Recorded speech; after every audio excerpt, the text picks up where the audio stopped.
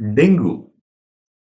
The key facts. So, dengue is a viral infection transmitted to humans through the bite of infected mosquitoes. About half of the world's population is now at risk of dengue, with an estimated 100 to 400 million infections occurring each year. So, dengue is found in tropical and subtropical climates worldwide, mostly in urban and semi urban areas.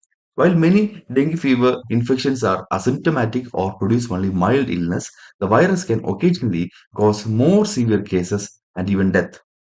Prevention and control of dengue depends on vector control. There is no specific treatment for dengue or severe dengue, and early detection and access to proper medical care greatly lower fatality rates of severe dengue.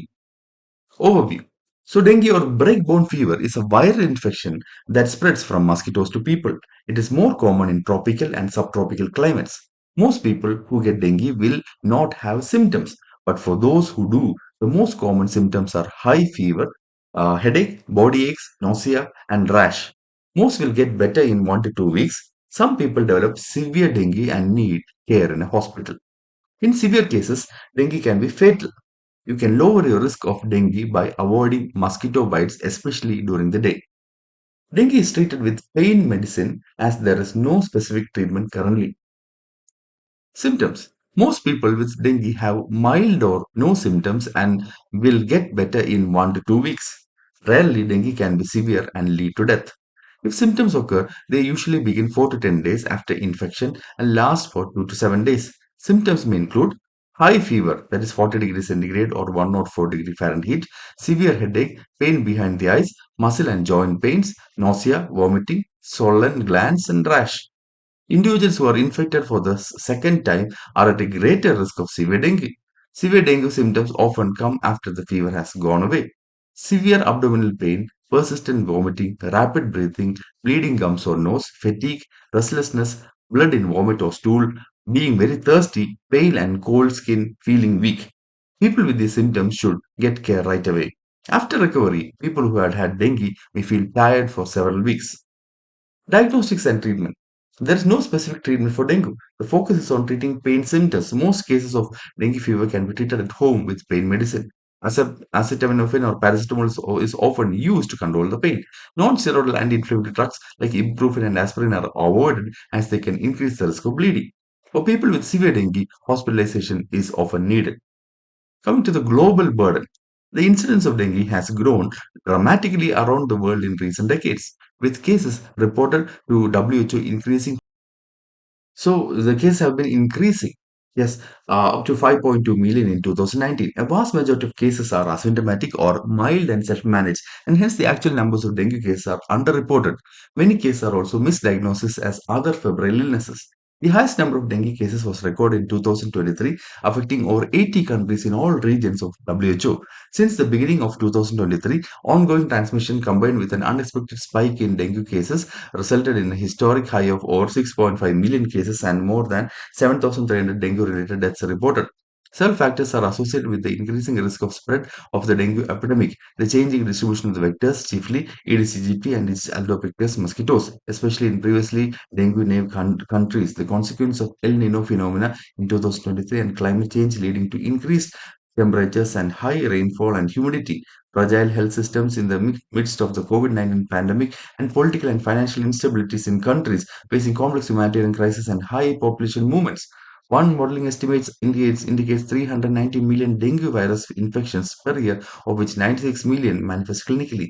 Another study on the prevalence of dengue estimates that 3.9 billion people are at risk of infection with dengue virus.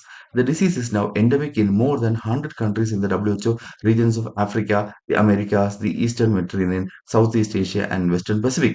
The Americas, Southeast Asia, and Western Pacific regions are the most severely affected, with Asia representing around 70% of the global disease burden. Dengue is spreading to new areas in Europe, the Eastern Mediterranean, and South America. The largest number of dengue cases reported was in 2023. The WHO region of the Americas reported 4.5 million cases with 2,300 deaths. A high number of cases were reported in Asia, that is Bangladesh 3 lakh 21,000, Malaysia 1 lakh 11,400, Thailand 1 lakh 50,000, and Vietnam 3 lakh 69,000. Transmission. Transmission through mosquito bite. The dengue virus is transmitted to humans through the bites of infected female mosquitoes, primarily the Aedes aegypti mosquito. Other species with the Aedes genus can also act as vectors, but their contribution is normally secondary to Aedes aegypti. However, in 2023, a surge in local transmission of dengue by Aedes albopictus, that is tiger mosquito, has been seen in Europe. After feeding on an infected person, the virus replicates the mosquito midgut before disseminating to secondary tissues, including the salivary gland. The time it takes for the ingesting the virus to actual transmission to a new host is termed the extrinsic incubation period, or EIP. The EIP takes about 8 to 12 days when the ambient temperature is between 25 to 28 degrees centigrade. Variations in the extrinsic incubation period are not only influenced by ambient temperature. Several factors such as the magnitude of the daily temperature fluctuation, virus genotype, and initial viral concentration can also alter the time it takes for a mosquito to transmit the virus. Once infectious, the mosquito can transmit the virus for the rest of its life. Human to human transmission. Mosquitoes can become infected by people who are viremic with the dengue virus. This can be someone who has a symptomatic dengue infection, someone who is yet to have a symptomatic infection. They are pre-symptomatic, and also someone who shows no signs of illness. They are asymptomatic. Human to mosquito transmission can occur up to 2 days before someone shows symptoms of the illness and up to 2 days after the fever has resolved. The risk of mosquito infection is positively associated with high viremia and high fever in the patient. Conversely, high levels of DENV specific antibodies are associated with a decreased risk of mosquito infection. Most people are viremic for about 4 to 5 days, but viremia can last as long as 12 days. Maternal transmission. Primary mode of transmission of the dengue virus between humans involves mosquito vectors.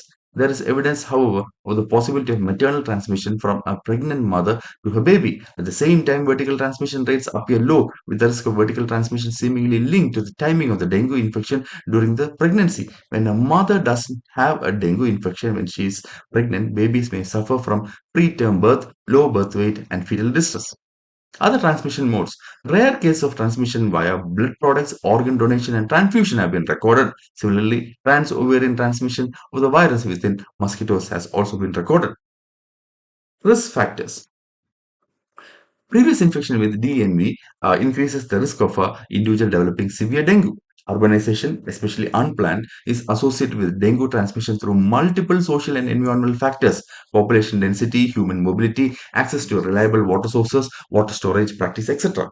Community risk to dengue also depends on the population's knowledge, attitude, and practice towards dengue, as the exposure is closely related to behaviors such as water storage, plant keeping, and self protection against mosquito bites. Routine vector surveillance and control activities engaging community greatly enhances a community's resilience. Vectors might adapt to new environments and climates. The interaction between dengue virus, the host, and the environment is dynamic. Consequently, disease risk may change and shift with climate change in tropical and subtropical areas in combination with increased urbanization and movement of population. Coming to prevention and control, the mosquitoes that spread dengue are active during the day. Lower the risk of getting dengue by protecting yourself from mosquito bites by using clothes that cover as much of your body as possible, mosquito nets if sleeping during the day, ideally nets sprayed with insect repellent, window screens, mosquito repellent that is containing DEET, Picardin or IR3535, and coils and vaporizers. Mosquito breeding can be prevented by preventing mosquitoes from accessing egg-laying habitats by environmental management and modification, disposing of solid waste property, and removing artificial man-made habitats that can hold water, covering emptying and cleaning domestic water storage containers on a weekly basis, applying appropriate insecticide to outdoor water storage containers. If you get dengue, it is important to rest, drink plenty of liquids, use acetaminophen or paracetamol for pain, avoid non-steroidal anti-inflammatory drugs like ibuprofen and aspirin, and watch for severe symptoms and contact your doctor as soon as possible if you notice any. So far, one vaccine called Q-Dengue has been approved and licensed in some countries. However, it is recommended only for the age groups of 6 to 16 years in high transmission settings. Several additional vaccines are under evaluation. What is the WHO response? The WHO responds to dengue in the following way. supports countries in the confirmation of outbreaks through its collaborative networks of laboratories, provides technical support and guidance to countries for the effective management of dengue outbreaks, supports countries in improving their reporting systems and capture the true burden of the disease, provides training on clinical management, diagnosis, and vector control at the country regional level with some of its collaborating centers, formulates evidence-based strategies and policies, support countries in the development of dengue prevention and control strategies and adopting the global vector control response. That is from 2017 to 2030, and the Global Arbo Virus Initiative from 2022 to 2025. Reviews and recommends the development of new tools, including insecticide products and application technologies. Gather official records of dengue and severe dengue from over 100 member states and publishes guidelines and handbooks for surveillance, case management, diagnosis, dengue prevention, and control for member states.